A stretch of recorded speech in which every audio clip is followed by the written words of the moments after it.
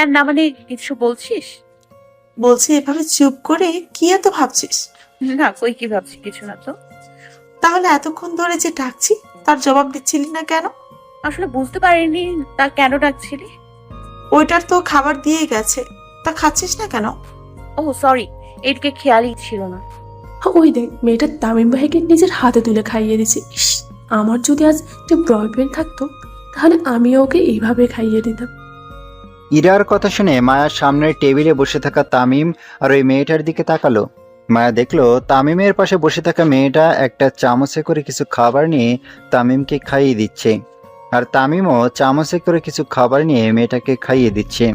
তাদের দুজনের এমন দৃশ্য দেখে মায়ের বুক কেন জানি কষ্টে ফেটে যাচ্ছে, কিন্তু তার এমন কেন হচ্ছে সে নিজেও বুঝতে পারছে না। মায়া শুধু করুণ দৃষ্টিতে তামিম আর ওই মেয়েটার দিকে তাকিয়ে তাদের একে অপরের খাওয়ানোর দৃশ্য দেখে যাচ্ছে। হঠাৎ তামিমের চোখ পড়ল মায়াদের টেবিলের দিকে। তামিম দেখলো মায়া আর তার বান্ধবীরা তাদের দিকে তাকিয়ে আছে, আর মায়ার চোখে হালকা জল দেখে তামিমের কেন জানি বুকে তীরের মতো আঘাত এসে ঢুকলো। তামিম বসা থেকে উঠে মায়ের কাছে আসতে যাবে, তখনই রিয়া তার হাত ধরে ফেলে। আরে তুমি কোথায় যাচ্ছ? আমার হাত ছাড়ুন প্লিজ। না, তোমার হাত ছাড়া যাবে না। চুপচাপ এখানে বসে থাকো।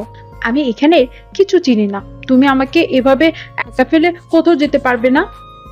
বলেই তামিমকে ওর সিটে জোর করে বসিয়ে দিল। দেখেন আমার আরেকটা কথা বললে কিন্তু আমি আঙ্কেলকে ফোন করব বলে দিলাম। আর কোনো উপায় না পেয়ে বাধ্য হয়ে আগের মতো বসে রইলাম। এদিকে মায়া আর তামিম একে অপরের দিকে করুণভাবে তাকিয়ে আছে, যেন তারা দুজন একে অপরের সাথে চোখ দিয়েই কথা বলছে, চোখের ইশারায়। মায়া আর থাকতে না পেরে বর্ষা থেকে উঠে দাঁড়ালো। কি হলো, তুই উঠে পড়লি কেন? আমি বাসায় চলে যাচ্ছি। এটা কেমন কথা? মাত্রই তো আসলাম আর কিছু না খেয়ে চলে যেতে চাচ্ছিস? তোর হঠাৎ কি হয়েছে? কিছু হয়নি, আমার ভালো লাগছে না, আমি খাবো না। তোরা খেয়ে নে, আমি বাসায় চলে যাচ্ছি। দেখ, একদম ঢং করবি না। সবাই কত আশা নিয়ে এসেছি যে সবাই মিলে গল্প করতে করতে মজা করে খাবো, আর তুই এখন কিছু না খেয়ে চলে যেতে চাচ্ছিস? আসলে দেখ তুই এইভাবে চলে গেলে আমরাও চলে যাব, কিন্তু চুপচাপ বস আর খাবারগুলো খেয়ে নে, তারপর না হয় বাসায় চলে যাস। ভেবে দেখলাম সত্যি আমি যদি এখন খাবার না খেয়েই চলে যাই তাহলে এরাও না খেয়ে চলে যাবে। আমার জন্য শুধু শুধু ওরা না খেয়ে চলে যাবে কেন? আমি বরং তাড়াতাড়ি খেয়ে দিই, তাহলে আর এরা মাইন্ড করবে না। কি হলো, দাঁড়িয়ে আছিস কেন? বস। মায়া কিছু না বলে তার চেয়ারে বসে পড়লো আর খাবার খাওয়া শুরু করলো। 3 মিনিটেই মায়া নিজের খাওয়া শেষ করে উঠে পড়লো আর নিজের বিল তার বান্ধবীদের কাছে দিয়ে তাড়াতাড়ি করে রেস্টুরেন্ট থেকে বেরিয়ে আসলো। আসার সময় একবার আর চোখে তামিমের দিকে তাকিয়েছিল। তামিম ও মায়ের দিকে কেমন করে যেন তাকিয়েছিল। এদিকে মায়ের বান্ধবীদের এখনো অর্ধেক খাওয়াও শেষ হয়নি, সেখানে মায়া সব খাবার খেয়ে ফেলেছে। তারা বুঝতে পারছে না যে মায়ের হঠাৎ কি এমন হলো যার কারণে এত তাড়াতাড়ি খাবার খেয়ে বাসায় চলে গেল। তারা আর এত কিছু না ভেবে নিজের মতো খাবার খাওয়া শেষ করে বিল মিটিয়ে যার যার বাসায় চলে গেল। খাওয়া শেষ হলে এবার উঠি। কেন, কোনো কাজ আছে নাকি? হুম, কি কাজ? আছে পার্সোনাল একটা কাজ। যাই হোক না, কেন বলো এই কাজ? এত কিছু আপনাকে বলতে পারবো না। আপনার খাওয়া শেষ হলে উঠেন। আমাকে বলতেই হবে, না হলে আমি উঠবো না। আজব তো, আপনি আমার কে যে আপনাকে আমার সবকিছু বলতে হবে? আমি তোমার হবো বউ, মানে কিছুদিন পর তোমার বউ হব। সো তোমার পার্সোনাল কাজ হোক বা কোনো কথা, সব আমাকে বলতে হবে। একজনকে চিনেন না জানেন না তার বউ হতে যাচ্ছেন। যদি জানতে পারেন আমার কোনো মেয়ের সাথে রিলেশন আছে তখন কি করবেন? থাকলে ব্রেকআপ করিয়ে দিব, কারণ তোমাকে আমি ভালোবাসি। তাই তোমাকে ভালোবাসার অধিকার শুধু আমার আছে, আমি ছাড়া আর কারো নেই। তামিম রিয়ার কথা শুনে হালকা অবাক হয়ে জিজ্ঞেস করলো, আপনি আবার আমাকে কবে থেকে ভালোবাসেন? আমাদের তো কিছুদিন আগেই। আমাদের কিছুদিন আগে দেখা হলো। আপনার ছবি আমি অনেক আগে দেখেছি। আপনার ছবি দেখিয়ে আব্বু যখন আমায় বললেন আপনার সাথে আমার বিয়ে ঠিক করা, তখন থেকেই আপনাকে আমি নিজের মনে সেট করে নিই। আস্তে আস্তে আপনাকে ভালোবাসতে শুরু করি। আমার কিন্তু কারোর সাথে রিলেশন নেই, আর বিয়ের আগে এসবে জড়ানো আমি একদম লাইক করি না। বাট আপনার সাথে যেহেতু আমার বিয়ে হবে, সো আপনার সাথে বিয়ের আগে একটু প্রেম করাই যায়। তামিম রিয়ার কথাগুলো শুনে কি বলবে বুঝে উঠতে পারছে না। কিছুক্ষণ চুপ থেকে বলল, আচ্ছা এবার উঠেন, আপনাকে বাসায় দিয়ে আসি চলেন। আপনার কাজ? আপনাকে বাসায় পৌঁছে দিয়ে করব, এখন উঠেন। কাজটা কি বললেন না যে? আপনি উঠবেন নাকি আমি চলে যাব? আমাকে সাথে না নিয়ে যেতে পারবেন? রিকোয়েস্ট করছি প্লিজ উঠেন, আমার হাতে বেশি সময় নেই। আপনাকে বাসায় পৌঁছে দিয়ে আমাকে এক জায়গায় যেতে হবে একটা কাজ করতে। ওকে, চলেন তাহলে। তারপর তামিম বিল মিটিয়ে রিয়াকে নিয়ে বাইরে এসে গাড়িতে উঠে বসলো। গাড়ি স্টার্ট দিয়ে একটানে রিয়াদের বাসার কাছে সে রিয়াকে নামিয়ে দিয়ে তামিম বাসায় চলে আসলো। বাসায় এসে রুমে গিয়ে বিছানার উপর শুয়ে পড়লো। বিছানার উপর শুয়ে শুয়ে মায়ের কথাই ভাবছে। মায়া রেস্টুরেন্টে হঠাৎ কেন এসেছিল? আমাদেরকে দেখে মায়ের চোখে জল কেন এলো? যাওয়ার সময় তার বান্ধবীদেরকে রেখে কেন চলে গেল? এরকম নানান কথা তামিম শুয়ে শুয়ে ভাবতে লাগলো। আপনারা হয়তো ভাবছেন তামিম রিয়াকে নিয়ে হঠাৎ রেস্টুরেন্টে গেল কেন, তাই তো? তাহলে চলেন আপনাদেরকে একটু বুঝিয়ে বলি। তামিম আজ সকালবেলা নাস্তা খেয়ে ভার্সিটি যাওয়ার জন্য রেডি হচ্ছিল। এমন সময় রিয়া তাদের বাসায় আসে আর তামিমের বাবাকে বলে তামিমকে তার সাথে মার্কেটে যাওয়ার জন্য। তাই তামিমের বাবা তামিমকে রিয়ার সাথে মার্কেটে পাঠিয়ে দেয়। তামিমের কোনো ইচ্ছাই ছিল না রিয়ার সাথে মার্কেটে যাওয়ার, কিন্তু তার বাবার বলাতে তাকে রিয়ার সাথে যেতে হয়েছে। সারাদিন মার্কেটে ঘুরে রিয়া নিজের জন্য অনেক কিছু কেনাকাটা করে ক্লান্ত হয়ে পড়ল। তাই সে তামিমকে নিয়ে একটা রেস্টুরেন্টে আসলো কিছু খাওয়ার জন্য। খাওয়ার সময় রিয়ার জোরাজুরিতে তামিম রিয়াকে চামচে করে খাবার খাইয়ে দেয় আর রিয়াও তামিমকে খাইয়ে দেয়। আর ওই রেস্টুরেন্টে মায়াও তার বান্ধবীদেরকে নিয়ে এসেছিল খাবার খাওয়ার জন্য। তার পরের ঘটনা তো আপনারা জানেনই। এবার গল্পেতে আসি। মায়া বাসায় এসে নিজের রুমে গিয়ে দরজা লাগিয়ে বিছানার উপর শুয়ে রেস্টুরেন্টের কথা ভাবতে লাগলো। ওনার সাথে বসা মেয়েটা কি সত্যি ওনার হবু বউ? কিন্তু ওনার বিয়ে ঠিক হলো কবে? ওনার যদি একজনের সাথে আগে থেকেই বিয়ে ঠিক করা ছিল, তাহলে এতদিন উনি কেন আমার পেছনে ভালোবাসার জন্য ঘুরঘুর করলেন? মেয়েটা ওনার হবু বউ এই কথা শোনার পর আমার কষ্ট লাগছে কেন? আর মেয়েটা ওনাকে খাইয়ে দেওয়ার সময় আমার খারাপ লাগলো কেন? তাহলে কি আমি ওনাকে ভালোবেসে ফেললাম? কিন্তু এখন তো আর ওনাকে ভালোবেসে লাভ নেই, কারণ একজনের সাথে ওনার বিয়ে ঠিক হয়ে গেছে। আচ্ছা, মেয়েটা যে ওনার হবু বউ, এটা নীলা জানলো কি করে? হতেও তো পারে মেয়েটা ওনার কাজিন বা ফ্রেন্ড। না, কাল ভার্সিটিতে গিয়ে ওনাকে জিজ্ঞেস করবো এই ব্যাপারে। রেস্টুরেন্টের মেয়েটা কে ছিল আর মেয়েটার সাথে ওনার কি সম্পর্ক? পরের দিন সকালবেলা ঘুম থেকে উঠে মায়া হালকা নাস্তা করে ভার্সিটিতে চলে আসলো।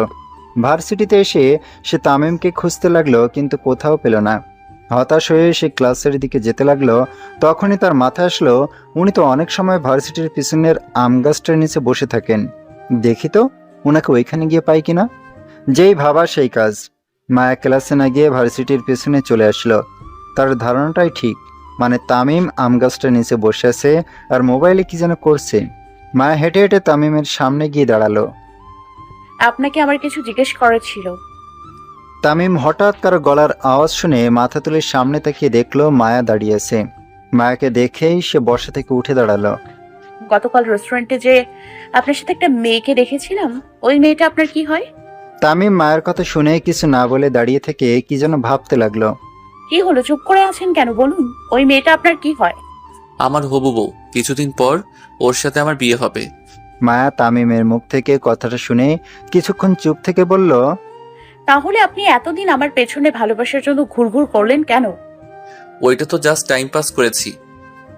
তোমার মতো থার্ড ক্লাস মেয়ের পিছনে ভালোবাসার জন্য ঘুরবো আমি? ভাবলি কি করে নিজের অবস্থান কোথায় আর আমার অবস্থান কোথায় দেখেছো? তোমার মতো থার্ড ক্লাস মেয়ের সাথে ভালোবাসার নামে একটু টাইম পাস করা যায়, বাট ভালোবাসা যায় না। তামিমের মুখ থেকে এমন কথা শুনে মায়া যেন নিজের কানকে বিশ্বাস করতে পারছে না যে সে কি শুনেছে। তার মানে ওনার একজনের সাথে আগে থেকেই বিয়ে ঠিক করা ছিল, আর এতদিন ধরে উনি আমার সাথে ভালোবাসার নামে জাস্ট টাইম পাস করে এসছেন। হ্যাঁ, মায়া আর কিছু না বলে চোখ ভর্তি জল নিয়ে দৌড়ে সেখান থেকে ক্লাসে চলে আসলো।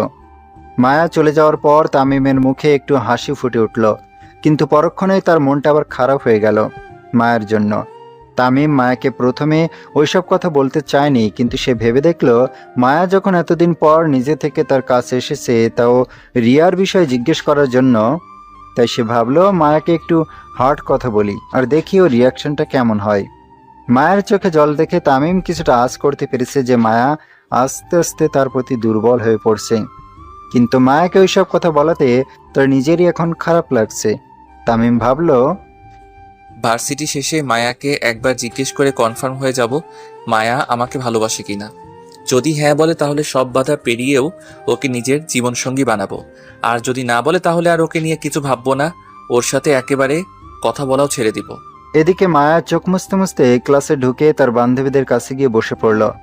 মায়ের চোখ মুছে দেখে তার বান্ধবী নীলা বলল, কিরে তোর কি হয়েছে, কান্না করছিস নাকি? হ্যাঁ, না কিছু না। কান্না করব কেন? আমি তো ঠিক আছি। তাহলে বারবার চোখ মুছতেছিস কেন? কি হয়েছে তোর, বল আমাদের। আরে আমার এবার কি হবে? কিছু হয়নি। তাহলে চোখ লাল হয়ে আছে কেন? আর তোর গলার আওয়াজ ভাঙা ভাঙা লাগছে কেন? এখন এদেরকে সত্যিটা বললে এরা উল্টো আমাকেই দোষারোপ করবে। এর চেয়ে ভালো কিছু একটা বানিয়ে বলে দিই এদেরকে।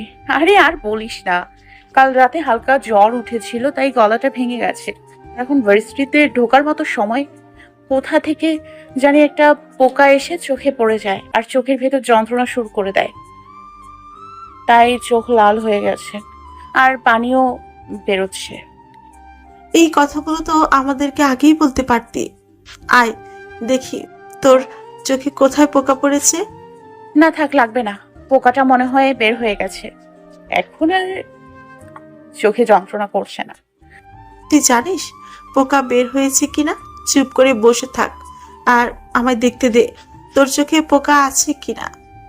তারপর নীলা মায়ের কাছে এসে দুই হাত দিয়ে মায়ের চোখ মেলিয়ে দেখতে লাগলো চোখের মধ্যে কোনো পোকা আছে কিনা। চোখের মধ্যে কোনো পোকা না পেয়ে নীলা মায়ের চোখ ছেড়ে দিয়ে বলল, না, চোখে তো কোনো পোকা পেলাম না। বললামই তো, এখন আর চোখে যন্ত্রণা করছে না, হয়তো পোকাটা চোখ থেকে বেরিয়ে গেছে। আচ্ছা একটা কথার উত্তর দে তো, তুই গতকাল রেস্টুরেন্টে গিয়ে তো তাড়াতাড়ি খাবার খেয়ে চলে গেলি কেন? এমনি হঠাৎ হালকা মাথা ব্যথা শুরু হয়ে গিয়েছিল, তাই ভাবলাম এসছি যখন খাবারটা খেয়ে যাই, তাই তাড়াতাড়ি করে খেয়ে বাসায় চলে আসি। কিন্তু আমার তো অন্য কিছু মনে হচ্ছে। অন্য কিছু মানে? এই যে তুই রেস্টুরেন্টের মধ্যে তামিম ভাইকে ওনার বউ বউয়ের সাথে দেখে কষ্ট পেয়ে চলে এসেছিস। এইসব কি বলছিস? আমি কেন ওনাকে ওনার হবু বউয়ের সাথে দেখে কষ্ট পাবো? কারণ তুই তো একবার তামিম ভাইকে প্রপোজ করেছিলি, তাই। ওইটা তো জাস্ট বাজি জেতার জন্য করেছিলাম, ভালোবেসে তো আর নয়। আচ্ছা নীলা, তুই আমার একটা প্রশ্নের উত্তর দে তো। কি বল? তুই কিভাবে জানলি যে রেস্টুরেন্টে যে তামিম ভাইয়ের পাশে একটা মেয়ে বসেছিল ওই মেয়েটা ওনার হবু বউ? তুই তো গতকাল আগের দিনও ভার্সিটিতে আসিসনি। ওই দিন ভার্সিটি ছুটি হওয়ার পর তামিম ভাইয়াকে ওই মেয়েটার সাথে এক জায়গায় দাঁড়িয়ে কথা বলতে দেখি। তখন আমরা ওনার পাশ দিয়ে হেঁটেই যাচ্ছিলাম, তাই ভাবলাম ওনাকে একটু ভালো মন্দ জিজ্ঞেস করে যাই।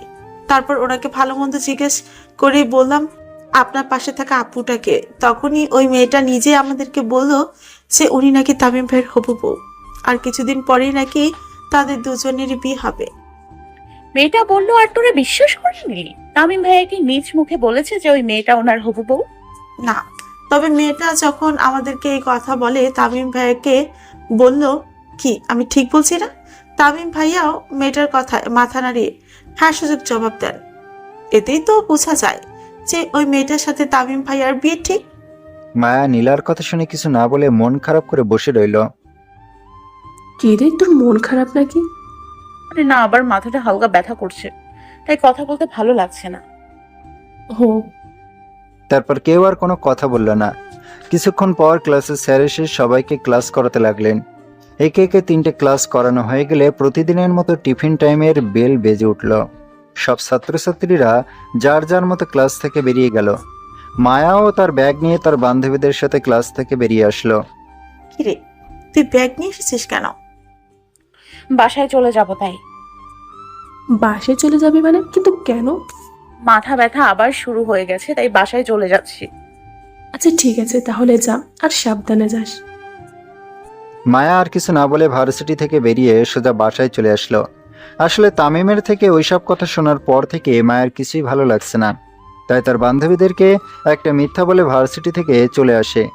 মেয়েকে এই সময় বাসায় দেখে রহিমা বেগম জিজ্ঞেস করলেন, কিরে, গতকালও এই সময় বাসে আসলি, আবার আজকেও এই সময় বাসে আসলি যে? তুই তো প্রতিদিন সব ক্লাস করে বাসায় আসিস, তা আজকে ক্লাস করিস নাই নাকি? হ্যাঁ আম্মু, করেছি তো।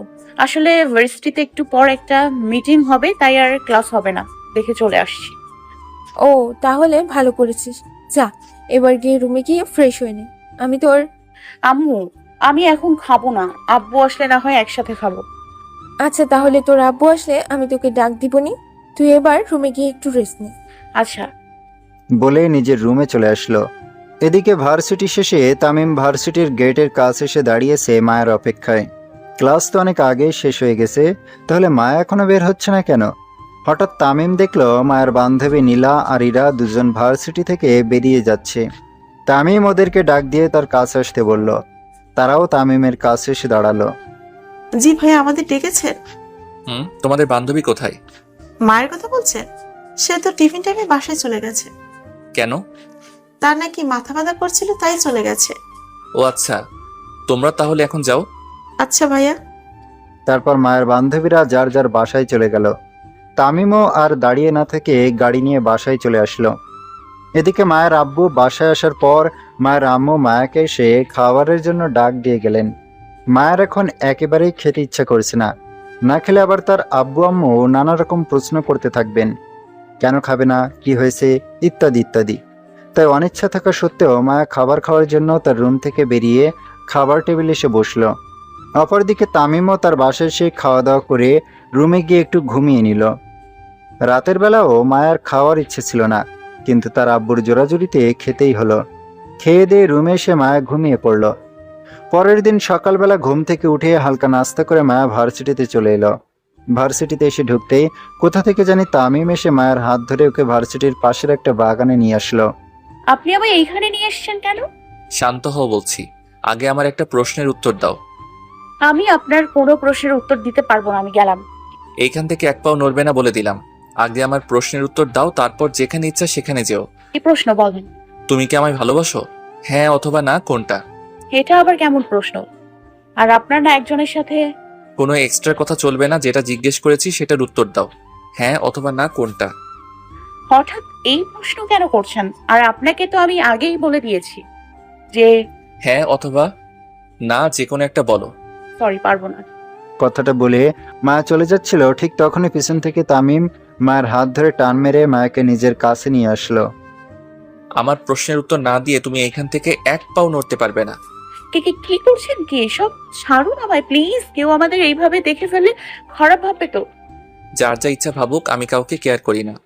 তোমাকে যা জিজ্ঞেস করেছি তার সোজাসুজি উত্তর দাও, তাহলে ছেড়ে দিব। না, ভালোবাসি না আপনাকে আমি। হয়েছে এবার, দেখি, ছাড়ুন আমায়। কি বললে? আবার বলো। আমি আপনাকে ভালোবাসি না বলেছি। ভালোবাসো না তাই না? কিন্তু আমি তোমায় ভালোবাসি। 1 মাস ধরে কুকুরের মতো তোমার পিছনে ঘুরঘুর করছি একটু ভালোবাসা পাওয়ার জন্য, কিন্তু তুমি কি করলে? আমাকে ভালো করে বুঝলেই না, দিনের পর দিন আমাকে এড়িয়ে চললে। ভালোবাসা যে জোর কাটিয়ে আদায় করা যায় না, এটা বুঝেছি ওই দিনই, যেদিন আব্বু এসে আমাদের বিয়েটা ভেঙে দিয়েছিলেন। কিন্তু ভালোবাসা পাওয়া যায় ভালোবাসার দ্বারা, এটা এখন ঠিকই বুঝেছি। আর এখন থেকে এই কৌশলটাই ব্যবহার করতে হবে তোমার ভালোবাসা পেতে হলে। মানেটা বুঝিয়ে দিচ্ছি, দাঁড়াও। কথাটা বলেই তামিম ধীরে ধীরে তার মাথাটা নিচে করে মায়ের লাল টুকটুকে ঠোঁটের দিকে এগিয়ে যেতে লাগলো। তামিমকে এইভাবে এগোতে দেখে মায়ের তো প্রাণ যায় যায় অবস্থা। তামিম ওকে যেভাবে চেপে ধরে রেখেছে, এতে মায়ের ক্ষমতা নেই তামিমের থেকে নিজেকে ছাড়ানোর। তামিম যতই মায়ের দিকে এগোচ্ছে ততই মায়ের হার্টবিট বেড়ে যাচ্ছে। তামিম এগোতে এগোতে মায়ের ঠোঁটের দিকে তাকিয়ে দেখলো মায়ের লাল টুকটুকে ঠোঁট জোড়া কাঁপছে, যেন আরেকটা ঠোঁট জোড়া এসে এই ঠোঁটগুলোর সাথে এক না হলে এই ঠোঁটগুলোর কাঁপা বন্ধ হবে না। তামিম মায়ের একেবারে কাছে আসতেই মায়ের ভারী ভারী গরম নিঃশ্বাস এসে তামিমের মুখে পড়তে লাগলো। তামিম আর নিজেকে কন্ট্রোল করে রাখতে পারলো না। মায়ের ঠোঁট জোড়ার সাথে নিজের ঠোঁট জোড়া এক করে দিয়ে মায়ের ঠোঁট জোড়া শক্ত করে চেপে ধরলো তার ঠোঁট জোড়া দিয়ে। মায়া অনেকক্ষণ ধরে তামিমের সাথে ধস্তাধস্তি করছে নিজেকে ছাড়ানোর জন্য, কিন্তু তামিম মায়াকে যেভাবে চেপে ধরে আছে, এতে মায়া নিজেকে তামিমের থেকে ছাড়াতেই পারছে না। শুধু চোখ বুজে তামিমের অত্যাচার সয়ে যাচ্ছে মায়া। মায়া ছুটার জন্য নড়াচড়া করছে দেখে তামিম তার ডান হাতে দিয়ে মায়ের কোমর আলতো করে চেপে ধরল। তামিম মায়ের কোমরে হাত দিতেই মায়া চোখ মেলে চোখ বড় বড় করে তামিমের চোখের দিকে তাকালো। তামিম মায়াকে তার চোখের ইশারায় শান্ত হতে বলল, কিন্তু মায়ার যে এই মুহূর্তটা একেবারেই ভালো লাগছে না।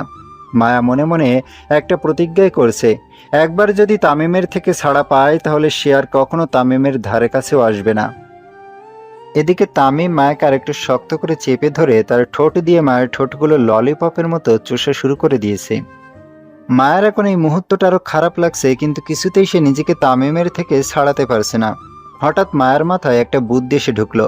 মায়া নিজের শরীরের সমস্ত শক্তি দিয়ে তামিমের পায়ের উপর তার পা দিয়ে জোর একটা গুতা মারল। ব্যাস, এতেই কাজ হয়ে গেল। পায়ে ব্যথা পেয়ে তামিম মায়াকে ছেড়ে দিল, আর এই সুযোগে মায়া ছাড়া পেয়ে দৌড়ে ভার্সিটিতে চলে এলো। উফ, পায়ে অনেক জোরে গোতা মেরে ফেলেছে, বাট তোমার ঠোঁটগুলো অনেক সুইট জান পাখি। ফার্স্ট টাইম তোমায় কিস করলাম।